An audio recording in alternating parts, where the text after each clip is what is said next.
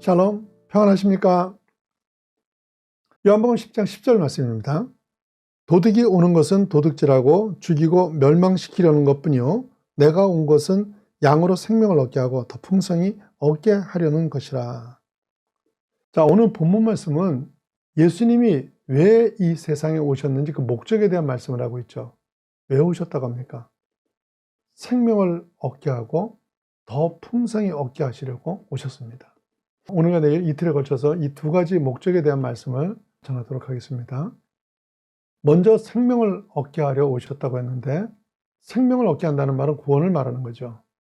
구원이 무엇입니까? 죄로 인하여 지옥에 갈 수밖에 없는 우리들을 천국에 가도록 하신 거죠.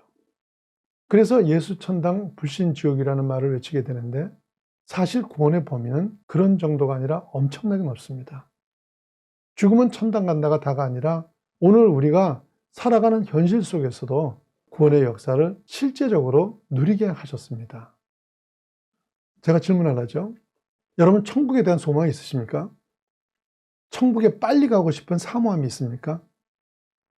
여러분 스스로의 답을 가지고 말씀을 들어보세요. 구원을 받고 나면은 천국에 대한 소망이 있게 되는데, 현실이 고통스러운 사람과 현실이 행복한 사람 중 어느 쪽이 천국에 대한 사모함이 더 크겠습니까? 아무래도 현실이 어려운 사람 가운데 천국을 사모하는 분들이 많이 있겠죠. 하지만 이런 분들은 진짜 천국을 사모하는 게 아닐 수 있습니다. 예를 들어 사업하시던 분이 사업이 너무 힘들어져서 죽을 지경이 됐을 때, 빨리 예수님이 재림하셔서 이런저런 걱정 안 하고 살았으면 좋겠다, 이런 차원에서 천국을 사모할 수 있죠. 근데 그렇게 지내던 어느 날 사업이 기적적으로 되살아나면 어떻게 될까요? 그래도 빨리 천국에 가고 싶을까요? 여러분, 그렇게 되시길 축원합니다. 대부분은 일이 풀리면 그 사모함이 사라질 수 있습니다. 진짜 천국을 알고 사모하는 사람은 이 땅이 지옥이 아니라 구원의 축복과 역사를 이 땅에서도 누리고 있는 사람들입니다. 이 땅의 천국은 미완성된 천국인데, 그 미완성된 천국이 이 정도로 좋은 것이면은 완성된 천국은 얼마나 아름답고 풍성함을 누릴 수 있는지, 여기에 대한 목마름이 있는 사람들입니다. 그런데 구원을 받았음에도 천국에 대한 소망이 없이 사는 사람은 오늘 우리가 사는 현실 속에선 구원의 축복과 체험을 누리지 못하고 그저 구원받았다는 지식적인 믿음만을 가지고 근근히 신앙생활을 하고 있기 때문인 거예요. 잘 이해하셔야 됩니다, 이걸. 구원은 죽고 난 뒤에 천국 가는 것을 말하는 것이 아니라 우리가 예수를 믿는 그 순간 하나님의 영원하신 생명에 접혀지는 걸 말하는 겁니다. 그러니까 예수를 믿는 순간 이미 영생이 시작된 것입니다. 죽는 건 우리의 부패한 육체가 죽는 것이고, 영혼은 이미 영생에 연결이 되어서 영원히 사는 것입니다. 신앙이 건강하시려면 이 부분에 대한 이해와 확신이 분명해야 됩니다. 이런 분명한 구원관이 없으면 아무리 열심히 있어도 신앙이 자라지 못하고 건강해지지도 못합니다. 그래서 제가 교인들을 볼 때 가장 관심 있게 보는 것이 구원입니다. 얼마나 충성하는가, 얼마나 열심인가, 이게 아닙니다. 누구라도 열심히 할 수 있습니다. 하지만 구원이 불확실하면 그분의 열심을 십중팔고 자기 열심이 되고 헛일이 되고 맙니다. 예수님의 제자 가운데 가룟 유다를 생각해 보십시오. 자기 삶의 터전을 다 내려놓고 3년 이상 주님을 따라다닐 정도면 이건 열심히 있어도 보통 열심이 아니죠. 그런데 그 열심의 결과는 가장 망한 인생이 돼버리고 말지 않습니까? 그러니까 교회 나오는 게 다가 아닙니다. 처치 멤버가 되는 게 중요한 게 아닙니다. 정말 중요한 것은 구원이 확실한 것. 다시 말해 여러분의 이름이 생명책에 기록된 것을 아는 것입니다. 제가 사역을 했던 이민교회는 구원이 불분명한 신자들이 꽤 있습니다.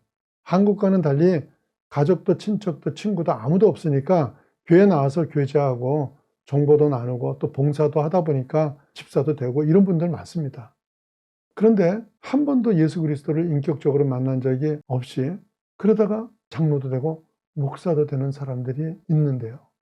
여기서 모든 문제가 다 생기게 되는 겁니다. 직책은 있는데 영적으로 다시 태어난 일이 없기 때문에 무엇을 해도요, 육적인 판단과 주장을 하면서 육의 사람으로 사는 거예요. 그래서 나름 하나님을 위해 열심히 산다고 하지만 하나님의 원수된 짓을 하게 되는 겁니다. 누가 그랬을까요? 사도 바울이 그랬던 겁니다. 그래서 예수 믿는 사람 죽이자고 달려든 거 아니에요. 예수 믿고 구원받은 사람은 영의 세계가 열려야 됩니다. 육에 속한 것과 영의 세상은 다릅니다.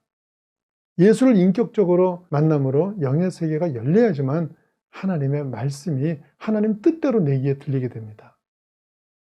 그때 비로소 진리의 눈이 열리게 되고 그 진리의 말씀이 자기 삶을 바꾸는 그런 일들이 일어나게 되는 것입니다. 뿌리가 없는 나무, 예를 들어서 크리스마스 추리 같은 나무를 보세요. 별별 장식을 다 하고 아무리 화려하고 예쁘게 꾸며도 그 나무는 안 자랍니다. 구원은 내가 예수님께 새 생명을 얻고 뿌리를 박는 겁니다. 골로새서 2장 7절 말씀입니다. 그 안에 뿌리를 박으며 세움을 받고 교훈을 받은 대로 믿음에 굳게 서서 감사함을 넘치게 하라. 그 안이 어디입니까? 예수 그리스도 아니죠. 그때 생명의 연결이 일어나게 됩니다. 일단 이게 있어야지만 성경 공부, 제자 훈련으로 잘하게 되는 겁니다. 그런데 생명이 없는 곳에 물을 주고 약물을 주면 어떻게 되겠습니까? 썩죠. 그리고 썩은 냄새가 나게 됩니다. 이런 경우는 사람이 변화되는 게 아니라 변질이 되는 거죠. 이런 신앙이 되면 하나님 앞에 나와도 하나님의 임재 안에 들어가지 못합니다.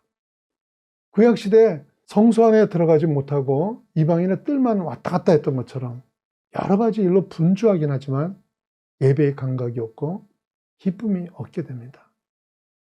이게 반복되고 있다 그러면은 이건 큰일 난 겁니다. 이걸 알았던 다윗은요, 구원의 감동을 잃어버리자 거의 미친 사람처럼 매달립니다. 다윗이 바세바 사건으로 구원의 감동을 잃게 됐을 때요, 시편 51편 11절과 12절 말씀입니다. 나를 주 앞에서 쫓아내지 마시며 주의 성령을 내게서 거두지 마소서. 주의 구원의 즐거움을 내게 회복시켜 주시고 자원하는 심령을 주사 나를 붙드소서.